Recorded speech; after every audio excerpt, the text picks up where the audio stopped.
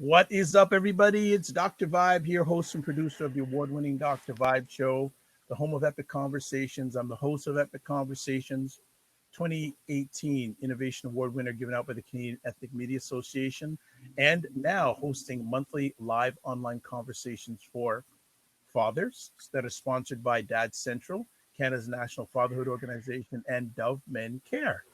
And we'd like to say you're blessed, highly favored, a magnet for miracles, and a solution for someone's problem. As always, I love new friends, but I don't. I even like new friends when they ditch me. Let's leave it at that. So, a little while back, we're just playing. Hey, the lady said she owned it, so I could put it out there. A little while back, I was very blessed to have Laura from Bear Slate on, and little back channel here. There was supposed to be another person on, and for some reason they couldn't make the conversation. So, I like to follow up and follow through. I'm not perfect, but I like to do that. And I said, okay, what's going on? Like, you didn't like the shining head? You didn't like what's going on here? But she is here. And we also brought Laura back to make sure she behaves herself. Yeah, really. Because they have a lot of fun. So we're very happy to have Gerard from Bear State. And we've got Laura back. And of course, they didn't tell me they'd be both coming on, but we're good with that. We're good with that. And thank goodness you didn't see the 15 minutes before we went live. That was a comedy show. Yeah. But we're both here, and want to shout out to Mr. Luke from Windsor. Thank you. As always, supporting the cause, and another Canucks. So, ladies, what's going on today? Well, first, I think we talk about why Nicole was a no-show, why she left me solo with you. Yeah, we could. Yes, that's up to her. No, and you know what? We talk about accountability and owning your actions and your decisions all the time. And I freely and fully admit that when we were asked to come on the show the first time, I went, okay, but it's going to be live. Like, I can't do live. Why? I don't know. So I chickened out, which is crazy. I do live presentations all the time. So I chickened out. Okay, well, I was there in the chat though. Well, yeah, but you were really engaged, but you weren't on screen, but you were fully engaged. And which was crazy. And okay, so before we really find out more about you, don't you do a lot of YouTube? Listen, I have been on 5 different channels. I'm in video training for I don't even know how many companies. It's good. I don't know. I just thought I can't do live, but obviously I can. You can. Yeah. You can. Yeah. And you do it well. Thank you. Well, I have a good partner in crime. It's still early. It's 1 still minute early. in. Things can happen. Things can happen. Well, let's find out a little bit about you before you became a Bear Slate. Sure. Well, I've always been a Bear Slate. I like to recreate my life one day at a time. So there's that. But no, Laura and I decided to merge companies not too long ago, but we've been in each other's life for a little while now. And just our values and vision and what we want to bring to people is the same. We have the same sense of humor.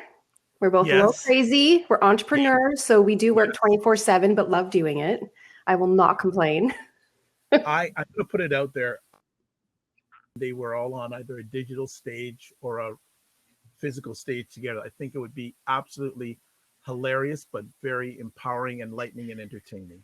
I agree. Entertaining is the word. I think the 3 of us on a stage somewhere, that does need to be recorded because it'll be a bit of a show. But we have the power to impact thousands of lives, and we're already doing it. I think absolutely. So. Yeah. It's funny, and Laura can comment on this, but we talk about all the time that since coming together and with the team that we have in place now, we've been able to reach so many more people. We're doing really cool stuff. Every day we're looking at each other going, this is what we're doing. So it's exciting. Super exciting. Yeah. But you know what? Laura's not going to let you get out that easy. So we're going to find out about Nicole before. You are so right, my friend. Right? Before. Where you grow up, little Nicole. Little Nicole. Oh, She became big Nicole. I should have sent you a picture. I grew up in a very small town. Yeah, true. I don't know if it was technically a village or town, but anyway, I grew up in a very small Northern Ontario town, and there were 3,000 people. I was there from birth until I left to go to college. And I went to the big city to go to college. The big city had 170,000 people. Like, that was a lot. But I always knew I wanted to big city. Like, I literally would close my eyes and be like, I'm going to have my own business. I'm going to be my own boss. I'm going to be in a city with all the energy. I don't know why. I just knew.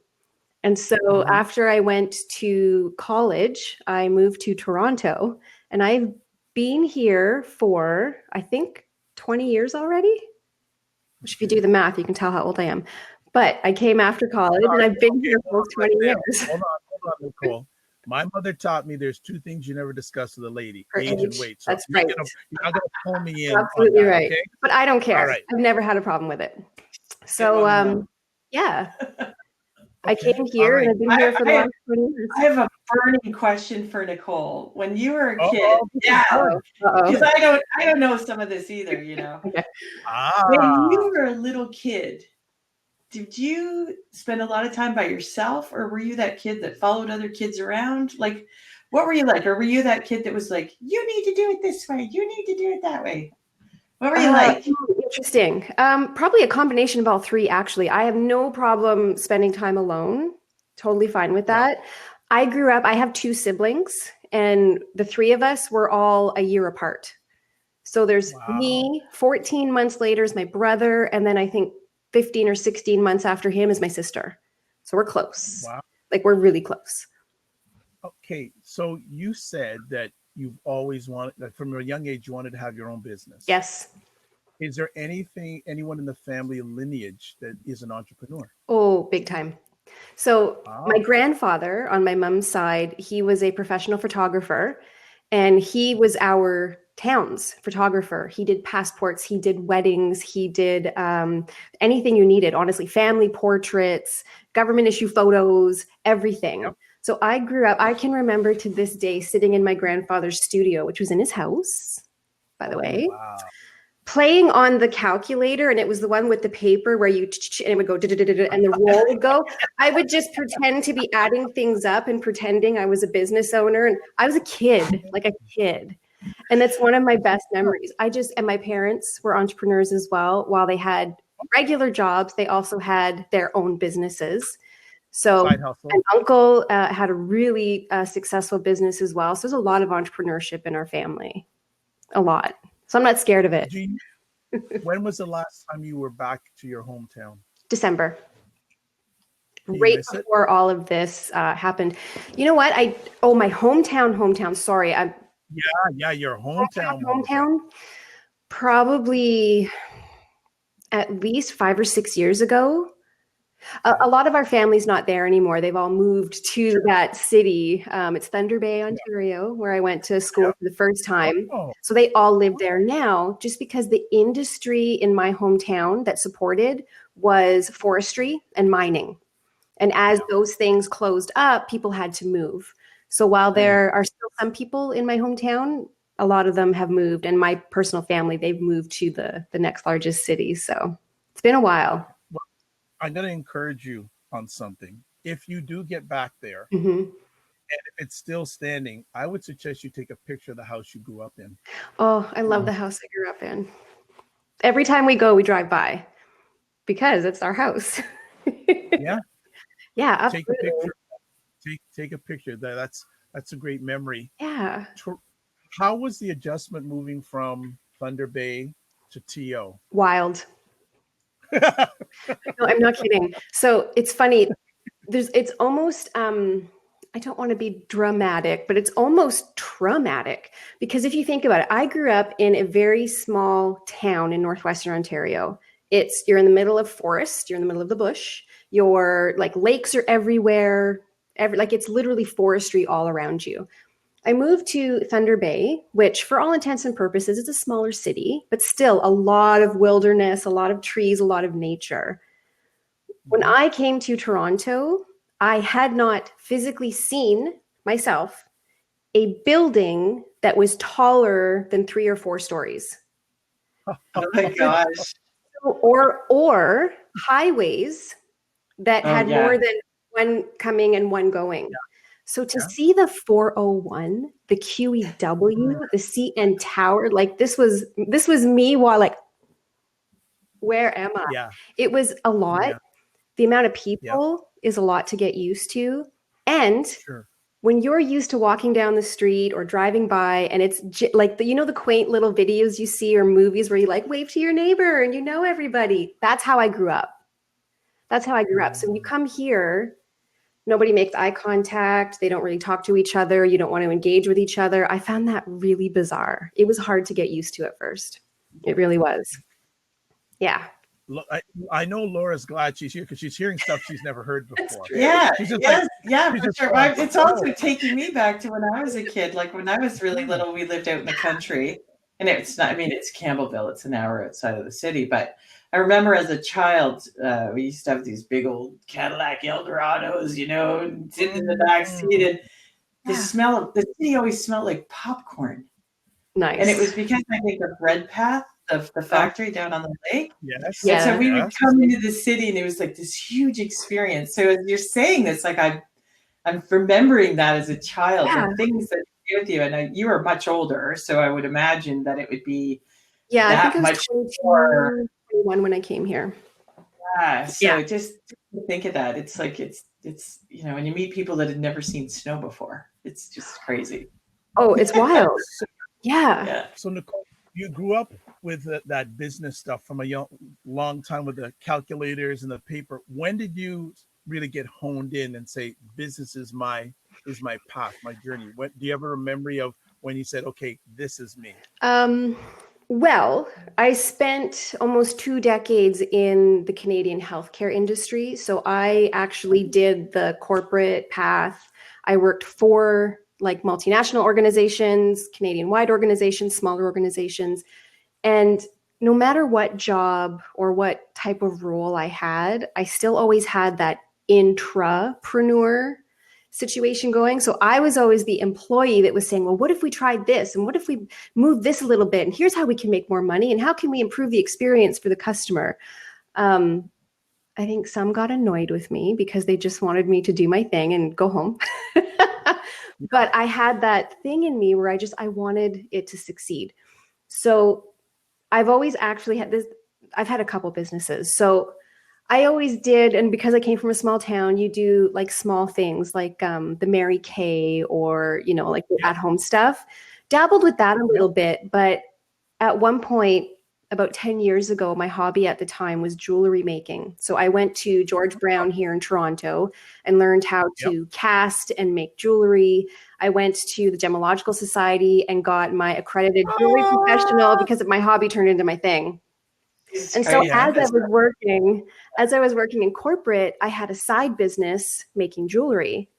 And proudly, like I was in a few magazines and I did really well. I did e-commerce before e-commerce was even a thing. Thank you very much.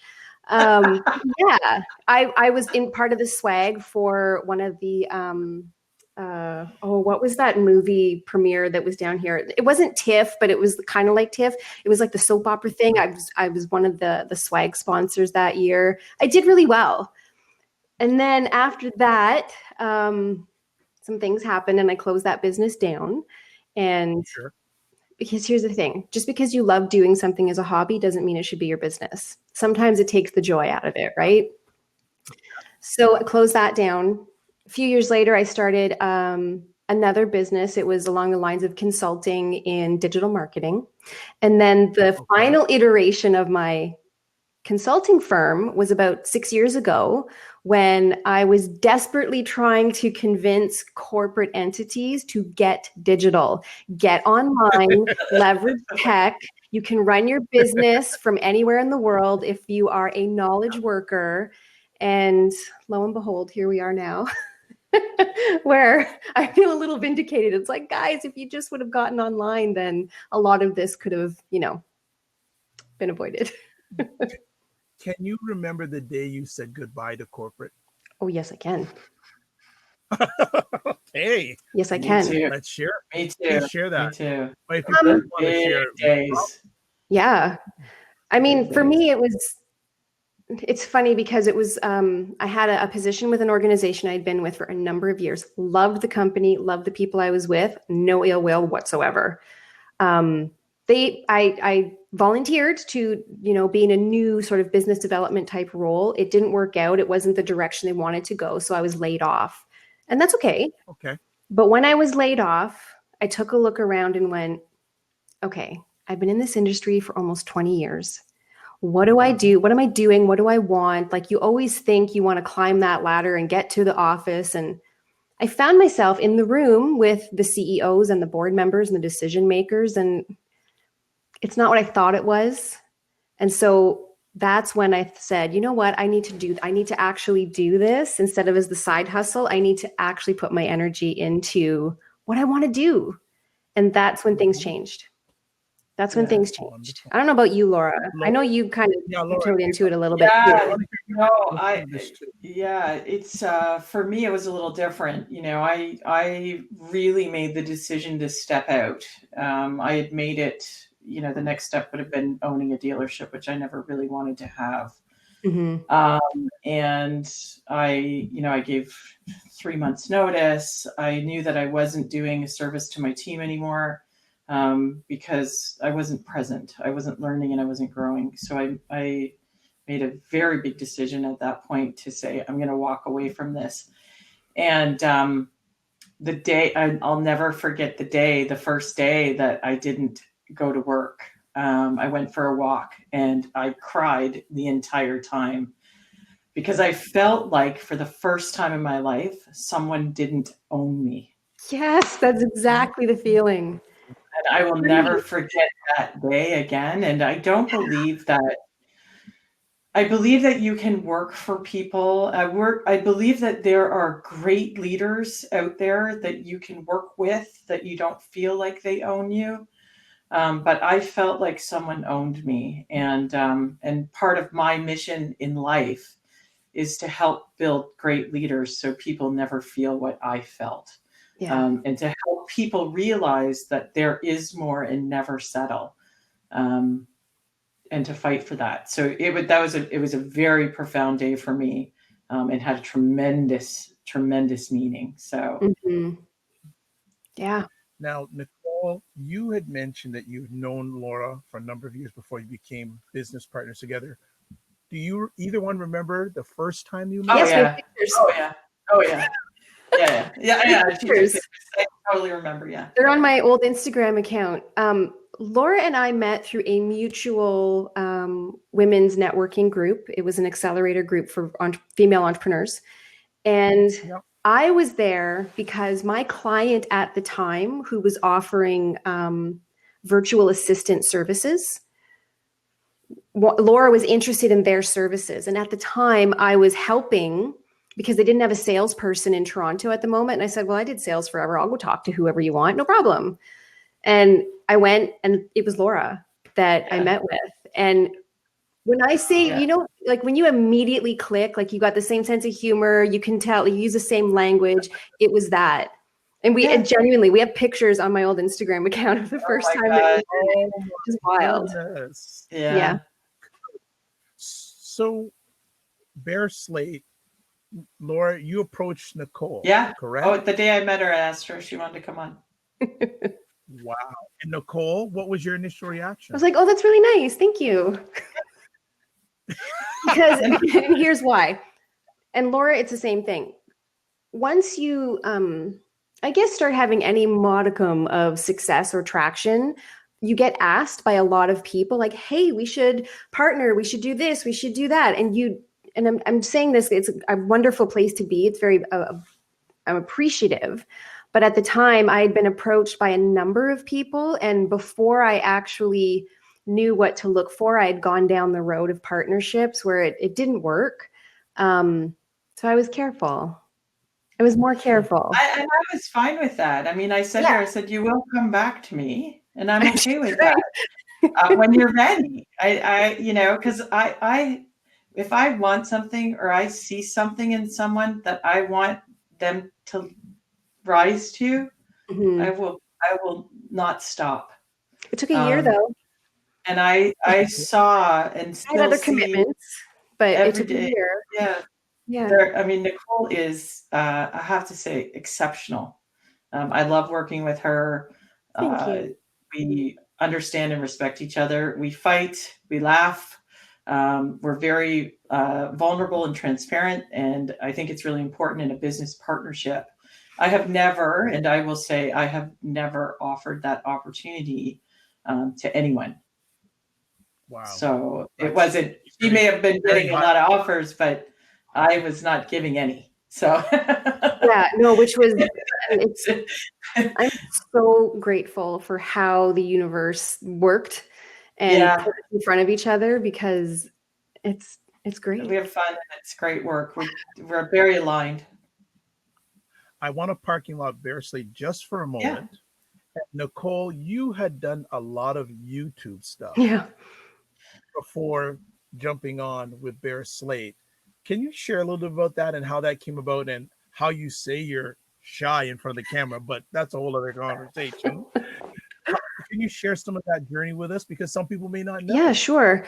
So it all started because, okay, so I've spent actually, I think here's where it started. I'm comfortable in front of a camera because, as I mentioned before, my grandfather was a professional photographer.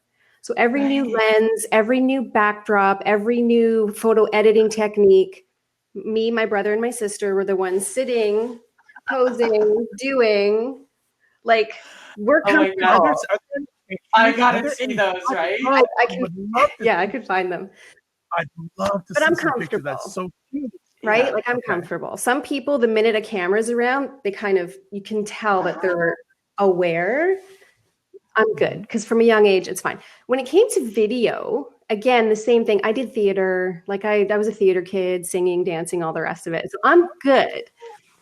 Hey. So because of that background, when I first started my consulting agency to help organizations get online, get your message online, digitize your training, please stop making everyone come into a physical boardroom for 2 days when the theory could be done online, and then you only have to meet for an afternoon. Anyway, when I was instructing them, and Laura follows the same process again, which is why we're such a good fit, walking them through how to do it. Like, here's what you're going to do. You break down your training. You've got your PowerPoint slides, turn the video on, 1-minute video, each slide, every single time. And it's funny because it just happened again this week. The question is, well, can you just do it? And at first, as they've done for you service, right? I found myself presenting other people's content in their digital courses behind a paywall. So you can't see it unless you paid for that person to get in, but it's my face. And as my client roster moved on, a lot of them said, well, okay, we want to do a YouTube channel. Because again, it's a great way for exposure. It's evergreen. It lives there forever. People find you, you get it. It was my face again. So you're going to find, like, I'm on, I think that on my 5th channel, like, I've been on other people's channels for them. Sure. And then I created my channel at the end of last year just to get some of that. Here's why you need to be remote. Here's how you do remote and virtual meetings. Here's how you do your training. And then Laura and I sat down and had a conversation. And I said, well, Laura, now that we're now both Bear Slate, I don't know if it makes sense to continue my personal channel because it was tied to my business. Right. Yep. Why don't we do one? And that's where the Ask More, Get More show kind of. Good lead-in. Spectacular segue, Nicole. Thank you. Spectacular. Do you like that? Just so wonderful. Before we go on, Luke says Nicole's mic boom is epic. Thank you. Thank you so much. Amazon. Love this. I've had this forever. The story behind the boom. I used to have the Yeti, and I know Laura has one. And I don't think yours is a Yeti just from the look of the top. Sitting on the desk. I'm using a Rode N218, which is about $250. You're fancy. But the story with this is that I'm French Canadian, and as I'm sure you can guess, I talk like this. Yes. And every time my hands used to touch my desk, you would hear the boom, boom. I had to get this off my desk. Thank you, Luke. I needed to get it off. Yeah. It's great. I love it. Okay. Love it. There you go. Yeah, there you go. All right. So that's the story behind all the YouTube channels. Wonderful. There's so many things. Okay, let's talk about the show. Okay. Sure. Love the show you're coming on. Me? Yeah. I have something positive to offer. Hey, moi? Et tu. Yeah. Hey, tu. Talk about this great show that I've watched a number of episodes. I actually was there for the first episode. Yes, you were. I know. Yeah. And I do watch it offline. And first of all, congratulations on doing it. Thank you. Of all. Thank you. Who was more nervous to start it off, Nicole or Laura? Because I know Nicole says she isn't good live. So was Nicole the nervous one? We don't do them live yet. Yeah, we don't do them live. I want to do them live.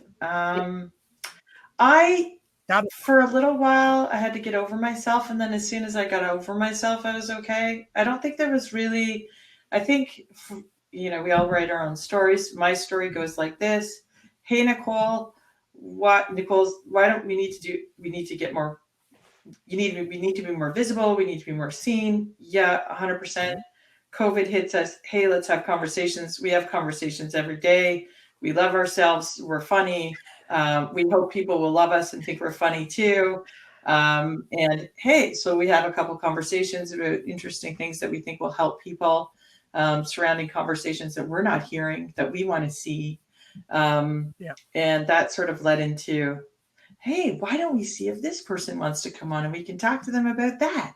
And it just sort of grew, and we have so much fun. Too much. And the people that have come on our show they're all exceptional. And I think that Nicole and I just have this natural desire to want to learn about people and want to hear what they've, like, we're just so interested in, like, having conversations with people like you. And learning what your journey was and what your story was. And I just do. Like, now how did the name of the show come up? Because I love it. Because when I saw it, I went, I like it. Well, it's kind of it's a great. Bit of it's humorous, the story. We like talking. I think that's pretty obvious. Yeah. We're really curious, like Laura said. And one of our kind of mottos is, well, how do you know unless you ask? How are you going to find out unless you ask? How are you going to figure out what that story is or what's going on with that person unless you have a conversation with them? How do you know? And it's funny because part of the reason to do with the show was that at the beginning when COVID hit is when we actually started it, funny enough. Yeah. Right the news was talking about businesses. Talking heads were talking about businesses. Articles were being written about businesses, but nobody was talking to the business owner. Nobody was actually having a conversation other than, oh, we're so sorry that you had to shut down. What are you going to do next? There was no, right? And then there also wasn't conversation being had with business owners that were surviving and thriving and pivoting. And you know what? We used to do in-person training. Well, now we're going to interview people and share their wisdom and knowledge this way instead. Yeah. So we get to talk with really cool people. Yeah. And we had, it's exciting. We have shifted a lot of our business model, really. We lost a tremendous amount of in-person workshops and work like that, in-person training, when this hit us. So we knew we needed to shift. And this was just sort of a natural progression to help us continue to have conversations with each other. And for me, so many people don't ask. And I always say, if you don't ask, how do you know? You don't know. Just ask. You're going to get more of anything. Just ask. And it doesn't matter if it's not what you want to hear, because then you don't ask that anymore. You go somewhere and ask somebody else.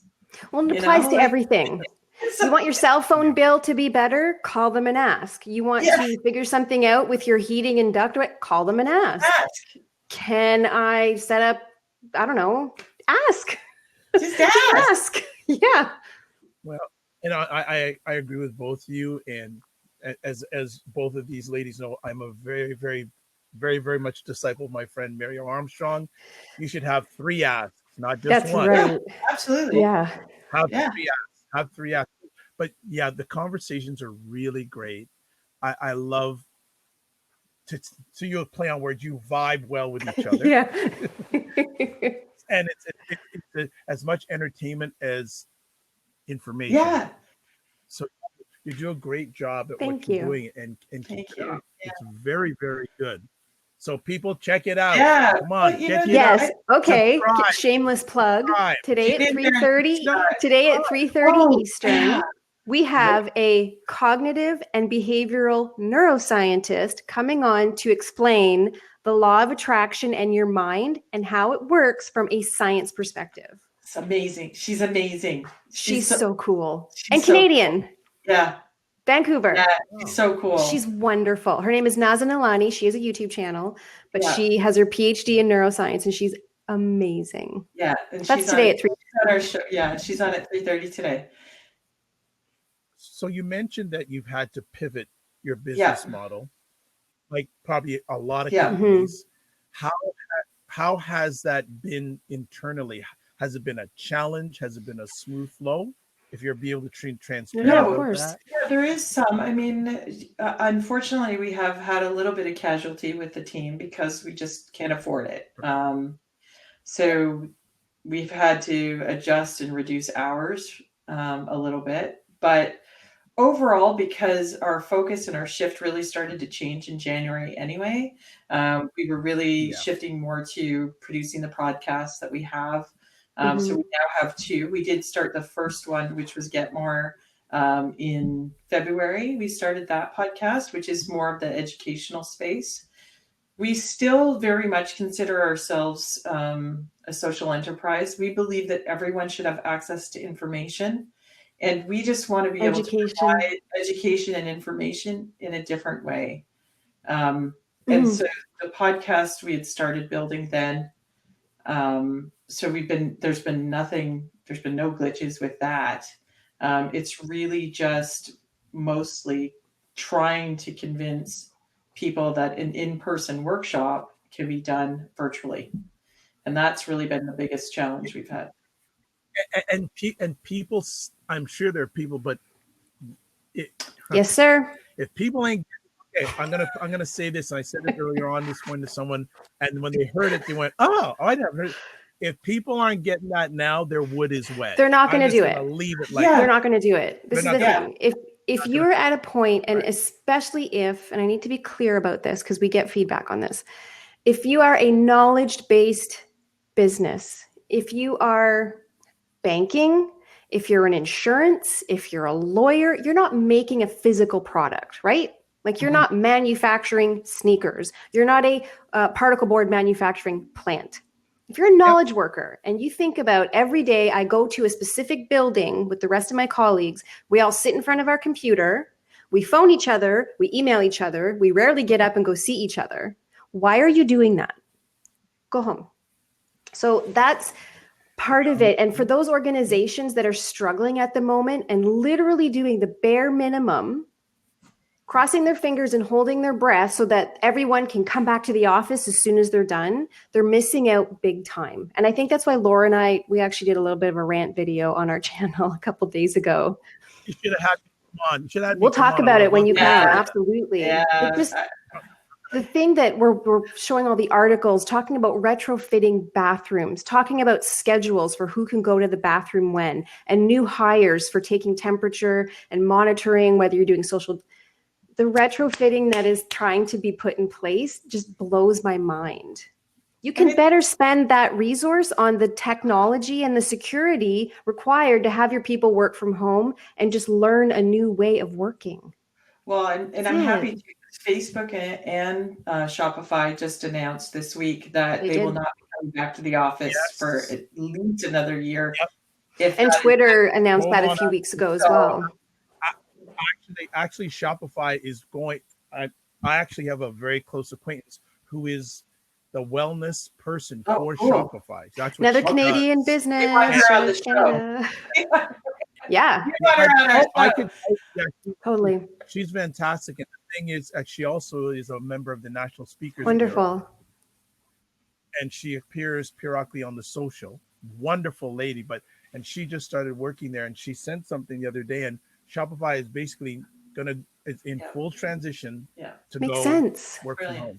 And here's the thing that people aren't, you see a few articles spattered here and there, and I think we see them because we're in the digital space and we go, yeah, no kidding. But think of the environment. There's less impact on the environment. You're buying less clothes. You're using less water. Your services can be redeployed to areas that aren't used at the moment for an office space. People can live wherever they want. Like I could fulfill my dream and go live in the forest again. I could go do that and I can still work. Do you know what I mean? I talk to it every day the same way we do every day. Listen, I think I see and talk to Laura even more than my husband, who sits across from me in the office here. So we're on video all day long. I always say it's like, I'm the person in the office going, get out, come here. Now I just bug them this way. It's just you can do it. You just change behavior. Well, the thing is, Luke said I lived in the forest. Yeah, kind of. Really? Sort of. But if people want their business or service to grow, they've got to think globally. Totally. And as I say, most people in the world have one of these. And revenue is not just money. Revenue is data. Yes, you got it. Yeah. Data. It's true. I fully get it. And it'll be interesting to see. Well, you know what? I was going to go down that tangent, but I want to ask, from the last time we had a conversation, it was a few weeks ago offline. Yeah, like 2 weeks ago. Have you seen, about 2 weeks ago, have you seen any more businesses get it, or are they still stuck? Or not even still, or some of them are in reverse? Well, I talk all the time. The companies that are dark are dark. And like they're not talking, they're not on social, they're doing nothing.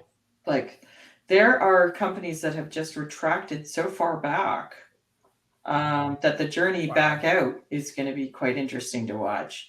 And then there are companies that we've seen, because I think that there's almost the extreme, and I've said this from the beginning. When COVID-19 hit, there was a group of people that got really, really busy and a group of people that did nothing. Yeah. And I've seen that same pattern. We've seen that same pattern in businesses.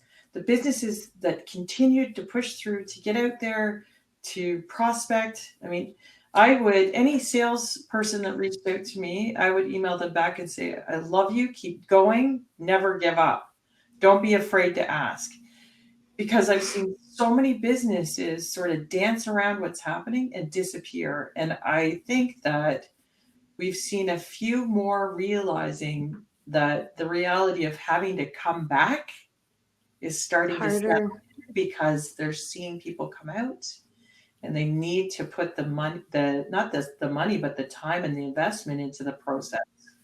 Yeah. I think I wish more companies would look at this as an investment, not an expense. And you know what's funny? You're right. That's something. You're 100% right. Yeah. One of the last in-person presentations I did was to a CEO group, and it was on the importance of moving your traditional teams to a remote workforce.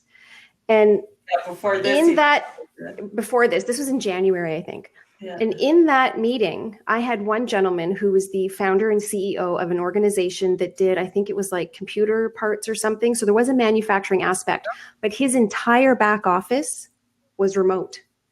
And some of the questions around the room from some of the gentlemen that were there were, but how much is this going to cost me? How much more is it? What are the numbers? And I looked to the gentleman that's doing it. I said, can you please share with the room how much more expensive it is? And he said, it's not. He said the cost that I spend on having a desk for everyone, a laptop or a desktop for everyone, the cleaning services, the AC, the insurance, he said all that goes away, and I might pay for half their internet or make sure they have a laptop, but my expenses have gone down. And you could see that even just the disbelief, even though he's saying it, he's lived it, he's doing it, everyone's going, yeah, but really, is it going to work for me? I don't know if we can do it. And that limiting belief just buries you.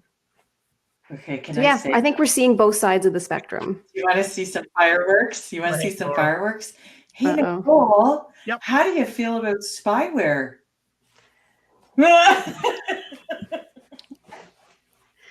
Please do not spy on your employees at home, at work, or anywhere.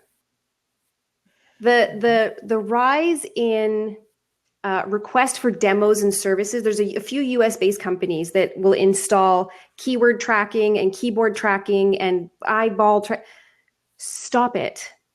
Spyware is just you trying to replace being a good leader. I'll say it. You don't know how to manage your people, so you're trying to use tech to do it for you in the most invasive and untrustworthy way possible. Please don't. So calm right now. It's insane. I am. She's live. You know what? And I agree, because we can't. It's just destructive. I don't understand why businesses, first of all, part of the fear of shifting to remote in organizations is the fact that they don't believe that their teams are going to produce as well, because they're not visible to them or accessible to them. Dumb. And we have proof of that because of the rate of interest that has been shown in these types of software and platforms. They have skyrocketed in volume and request. So okay, Luke just made a good point. I get offended by people looking over my shoulder. I know what I'm doing. Let me do my job. That is how everyone feels. Sorry, Laura, I didn't want to cut you off, but you're right. No. And if you're the kind of manager that's going to stand behind me at my computer all day long to make sure I'm working, and you're going to do that for all 30 of your employees, good luck. You don't do that in real life. Why are you trying to do that virtually? There was actually a recent study, I think, that came out this week. There's an article on it where they actually studied a company that put in the spyware. It was sort of like a test type thing. Mm-hmm. And they found that the employees that didn't have the spyware were more productive. Of course they are. Gee, I've hired an experienced adult to do a job and I'm letting them do it. What a concept. Yeah. So, like, yeah. So yes, we have feelings about spyware. Still a long way to go. Yes, we still have a long way to go. We all have a lot to learn about working in digital space and having relationships. Mm-hmm. You know, Nicole and I talk a lot about how important connection is, and I know that you feel the same as we do. So, just to expose to everyone, I chat with these ladies at least once a month. We just get together and chop it up because we feed off each other's energy. We share stories. We learn from each other. We grow from each other. I don't know if I'll ever get to meet them. I hope I do one day. I don't know if I'm going to be able to stand up. Totally, that's good. but that's the way people like. I don't want people to look at this digital thing as a convenience thing. Be committed to it. Don't act it convenience. Be committed to it. You can be so productive, and you can be global. Yep. Right now. You know, so you can be, you know, and especially for the entrepreneurs like these two ladies are, they get it. They get it. So if you need clarity on how to move forward, there you go. It's sitting in your screen. It's sitting in your screen. Or if you're listening on audio, you're hearing it, contact them. They've got evaluated experience. Thank you. You know, and the thing is, yes, you have to be afraid. But I heard a term the other day, if you don't stretch, you don't know how close you are to it's so true. Yeah. There's a little bit of discomfort. Right. There's a wonderful guest we had. Her name is Julia Ketsivo. She's a holistic business coach. She said in one of our interviews that there's pain involved with your situation. There's either the pain of growth or the pain of staying the same and being stuck. Which one do you want? Beautiful. Well, the other day, there's a gentleman named Robert F. Smith. He's one of the richest Black men in America. He actually paid the outstanding tuitions for all the graduates. I heard about that. It's so amazing. Yes. But he was being interviewed and he said something that's I share with everybody who's wanting to move forward. Don't waste this crisis. Yeah, absolutely. I thought it was brilliant. So, and there's another lady who comes on actually, she'd be a good lady for you to interview. She actually has her PhD in communications out in the States, and she's a choreographer, cool. producer, all that stuff. I'll get her on. She is fantastic. And she says she wants everyone to be more better, smarter, stronger. Love her. So we have a hashtag now. Be Love more it. Yeah. I will get her on. She is phenomenal, and her insights on media. I had her on about a week ago when we talked about media during this time and media after this time. So here's an interesting fact, and she shared with me a lot of young people are on TikTok, right? Well, and if you're in business, study what's going on in your business. And I just don't mean but your industry, because the gentleman who helped launch Disney Plus is now the CEO at TikTok. Okay. Interesting. So take a look maybe in the next year or so. Instead of the 10-second stuff on TikTok, you may see longer stream content. It's just like with Instagram, how it evolved, and IGTV, and before you could only do 15. Like this hot GIF. So a good business owner knows what's going on in their industry. Yeah, you're right. And if you don't know what to do with that, again, ask. The two ladies are here. Just ask us. Just ask us anything. It's so key. What are you feeling? What do you sense on the business landscape, Canadian business landscape, because you're both based in Canada, in the next 6 months? What do we see? What sort of pulse are you getting from your own evaluated experience, from clients you've talked about, and from the research and what you're seeing out there in the landscape? What are you feeling we're going to be seeing in the next 6 months? So I think Nicole and I have talked obviously a lot about this, and we've sort of pre-COVID, one of our real focuses was to get core skills. I mean, we're core skills educators. We believe that you need to understand how to manage your stress, how to be accountable, how to build confidence, are learned skills, and they're practice skills over time. And what we believe is that a lot of businesses didn't embed that type of training into their foundation. And I think that we're going to find that the workforce, as they try to come back to this space, and try to forge a new path in the new world, which is social distancing. I don't think that's going to go anywhere.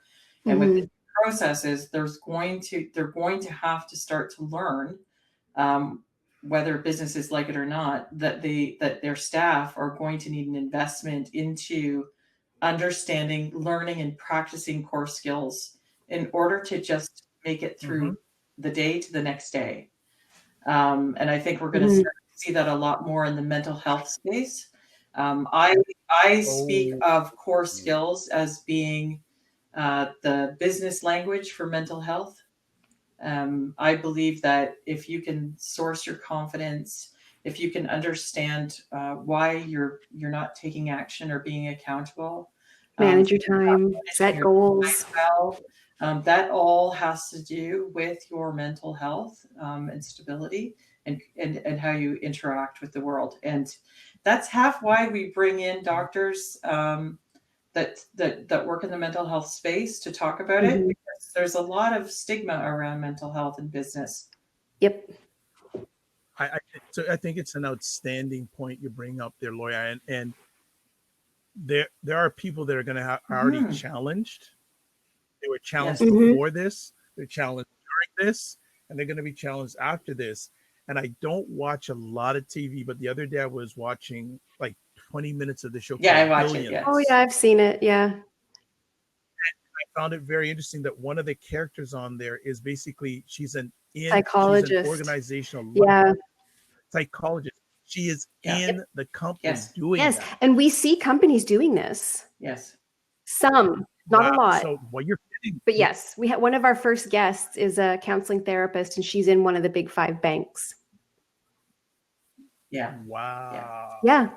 And I mean, you're going to start. We're so passionate. I mean, I'm studying it so I can bring it into the business. Laura has created a lot of the programs and methodologies that we use to bring the core skills to businesses. And I also think it's worth mentioning, Bear Slate's an approved training provider for the Ontario government. The federal government has an initiative called the Highly Skilled Workforce, and we're approved training providers for that. And what that means is businesses can get funding to train their people so that they can be highly skilled, know how to manage their stress, manage their time, set goals. Like we're so passionate about it. So passionate about it. Program, actually, we just got confirmation 2 weeks ago that our program is available for funding from the government to be taught virtually. Yeah. Yes. Yeah, before it was only in person, but thankfully they made that switch. So now we can do it virtually. So any business, as long as you have one employee, you're eligible for the funding. And you can get up to 80% of the cost of the training covered by the government. Yeah. And that's all surrounds, and you know, we go under the cloak of core skills. It's mental health in the workplace and how to become resilient and how to understand how to manage your time and how to identify what's important today so that you can see tomorrow. It's all of that that's built into that work. And so we can now teach virtually. Well, ladies, I know that you've got to get going soon, so I don't like to keep you past the time. We could talk to you forever, so we could. We could, because it's always such a great conversation. But some final words for our audience that you'd like to leave ask more to get more. Yeah, please. Don't stop asking for what you want and never settle. Now that's Mario. That's his right. hashtag is never settle. Never settle. He comes up in all the I know, he's so good. He's so good. True. Luke says that was fun. Thank you, Good Luke. luck. How can they get in contact? I'll let Nicole close it out. She's really good at it. So our website, bearslate.ca, we have information on there about the Ask More, Get More show. So if you are a subject matter expert, you want to be on our show, you can do that. We are on Twitter, Bear Slate, Instagram, Bear Slate, Facebook, Bear Slate, LinkedIn, Bear Slate. LinkedIn, Bear Slate. Yeah. That is fantastic. This is a great, and I'm gonna put it out there with you too. Since yes, Bear Slate. Then yes, Luke says yes. Did I mention Bear Slate? 3:30. You'll love it. As well, yeah, and they're 3:30 today, folks who are watching live or listening live. I'm speaking that hopefully we can get both you on at least once a month if you can fill it into your schedules. I think absolutely fantastic to have you on once a month. No problem. Well, that's good. And we're going to have some conversations offline too, but I already have at least 2 people that I wanted to speak to get on your Bear Slate show. And I can think of some that we need to have talk to you. Yes. We'll do a little guest exchange. Yeah, cool. That's all right. We do hard exchanges. There we go. We don't do guest exchanges. Love that. All right. It's Dr. Vibe here, host and producer of the award-winning Dr. Vibe show, the home of Epic Conversations. I'm the host of Epic Conversations, 2018 winner of the innovation category given out by the Canadian Ethnic Media Association. Also, host and co-producer of monthly online conversations for fathers. Sponsored by Dad Central, Canada's National Father Organization, and Dove Men Care. If you want to find out about me, if you have the time, if you do, you do. If you don't, so what? No problem. Go to my website, thedrvibeshow.com. That gives you all the Twitter stuff, all the social media stuff, etc., etc., etc. Now, I always like to end off with this. First of all, thank you, Luke, right from the beginning. Canuck. All right, Luke. And also like to say, live your life as a dream. If you can dream it, you can make it. Sometimes you have to get small to get stronger. Block assumptions and then aim bigger, aim better, aim higher, aim wider. Thank you so much for sharing with us, ladies. Thank you, everybody, for listening live on the replay. God bless. Peace be well. Keep the faith. And remember, don't waste this crisis. And also, be more. Take care. God bless. Walk good, everybody. Have an outstanding day.